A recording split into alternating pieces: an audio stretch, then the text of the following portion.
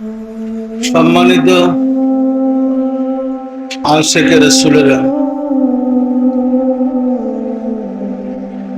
আপনারা জানেন হজের পর থেকে কুরবানির বিধান, ইসলামী বিধান মধ্যে ৯ জিলহজ আরাফাতের মাঠে জমায়েত হয়ে হজের অনুষ্ঠান পালন করতে হয়। ৯ জিলহজ ব্যতীত আগে পরে আরাফাতের মাঠে গেলে এটাকে হজ বলবে। হজ করতে হলে ৯ জিলহজ আরাফাতের মাঠে জমায়েত হইতে হয়। কারণ ছিল হযরত রাসূল পাক সাল্লাল্লাহু আলাইহি ওয়াসাল্লাম উম্মতে মুহাম্মাদীকে আহ্বান করেছিলেন ওনার জীবনের শেষবারের মতো কি পরিমাণ আশিকে রাসূল সৃষ্টি হয়েছে সবাইকে একত্রিত করে দেখার।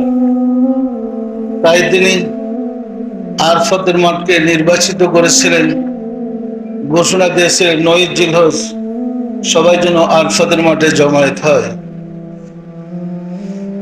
সকল সাহাবায়ে কেরামদেরকে হুজুর আরাফাতের মাঠে দেখতে চেয়েছিলেন। নির্দেশটা ছিল এরকম, আরাফাতের মাঠে পৌঁছার যোগ্যতা যাদের আছে তারা অবশ্যই আসবে। যে অন্ধ, যে খুরা আসতে পারবে না সে বাদে। ওইখান থেকে আমরা সংযোগ করে দিচ্ছি যার পৌঁছার সামর্থ্য নেই, সামর্থ্য তো শারীরিক সামর্থ্য আছে, আর্থিক সামর্থ্য আছে, তার ওইখানে পৌঁছা ৯ জিলহজ পৌঁছতে হবে। পরিষ্কার না পরিষ্কার না?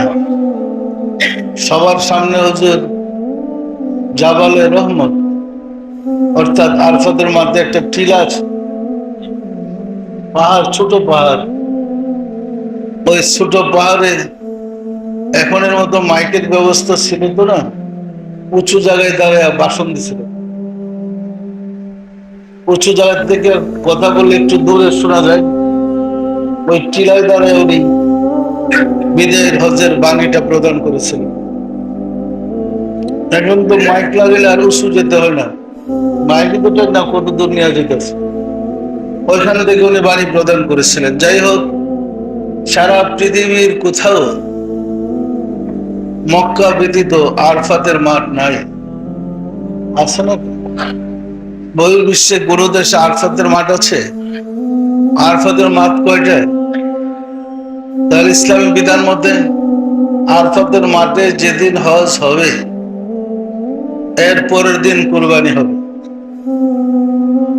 কারণ আরাফাতের মাঠ যেহেতু আরেকটা নাই, এক জায়গায় ৯ জিলহজ আরাফাতের মাঠে জমায়েত হওয়ার পরে আরাফাতের মাঠের হজের অনুষ্ঠান সমাপ্তি করে হাজীগণ পরের দিন কুরবানির অনুষ্ঠান করে। সত্য না মিথ্যা বলেন তো? আমাদের দেশের যারা হজে গিয়েছে তারাও ৯ জিলহজ অর্থাৎ আগামী রবিবারে আমাদের দেশের হাজিরা গিয়ে ওইখানে আপনার আরাফাতের ময়দানে জমায়েত হবে। হ্যাঁ, রবিবার না, হজ তো রবিবারে। সোমবার থেকে তারা কুরবানি শুরু করবে, আর আমরা ইনশাল্লাহ মঙ্গলবার থেকে শুরু করবো। কারণ আমাদের দেশে যেহেতু চাঁদ উঠে রে, ইসলামী বিধানে আমাদের দেশে চাঁদ দেখার কথা বলা হয় না। ইসলামী বিধানে বলছে আরাফাতের মাঠের কথা। বাংলাদেশের সাথে ইসলামের বিধানের সাথে কোনো মিল নেই। পরিষ্কার না পরিষ্কার না? আরাফাতের মাঠে হজে গেলে হাজিরা আরাফাতের দিন ইয়াউমুল আরাফা, আরাফাতের ফজর থেকে সারা পৃথিবীর যত মুসলমান আছে, তখন বিশ্ব মুসলমানরা এত বড় ছিল না, আরো কম ছিল। অর্থাৎ যে সমস্ত মুসলমানরা হজে যায় নাই, পরিবারের কেউ হজে গেছে আর অন্যরা বাড়িতে রয়েছে, কথা ছিল তোমরাও হজের ফজিলত পেতে পারো বাড়িতে থেকে। সেটাই ভাবে আমরা যখন আরফাতের মাঠে হজ করতে গিয়ে জমায়েত হব, ফজরের নামাজের পর থেকে শুরু করবো লাব্বাইক আল্লাহুম্মা লাব্বাইক, কি যেন বলে না, ওই তাকবীর গুলো পড়ে না, তাকবীর দিয়ে আমরা প্রস্তুতি নিতে দেখবো। তোমরা যার যার দেশে ওই তাকবীরে তাসবিহ দিতে থাকবা এবং আমাদের সাথে এক পেয়ে সোয়াবটা লাভ করবো।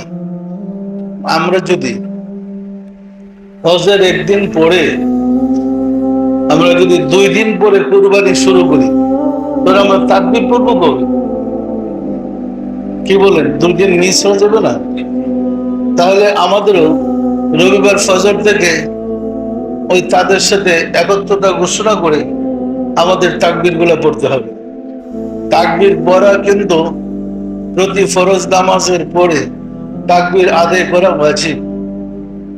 আদায় করা ওয়াজিব না ওয়াজিব না? তাহলে গুরুত্বের সাথে প্রতি ফরজ নামাজের সালাম ফিরানোর পরে তাকবীরটা আমাদের রবিবার ফজর থেকে শুরু করতে হবে। কিন্তু তাকবীর শুরু করবো ঠিকই, কুরবানি তো দিতে পারবো না, কি বুঝছেন না? আমাদের দেশে চাঁদ উঠে নেই।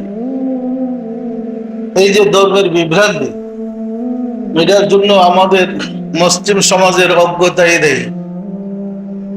মুসলমানদের মধ্যে এরকম নির্বুধ ছালেম আর কোন ধর্ম নেই।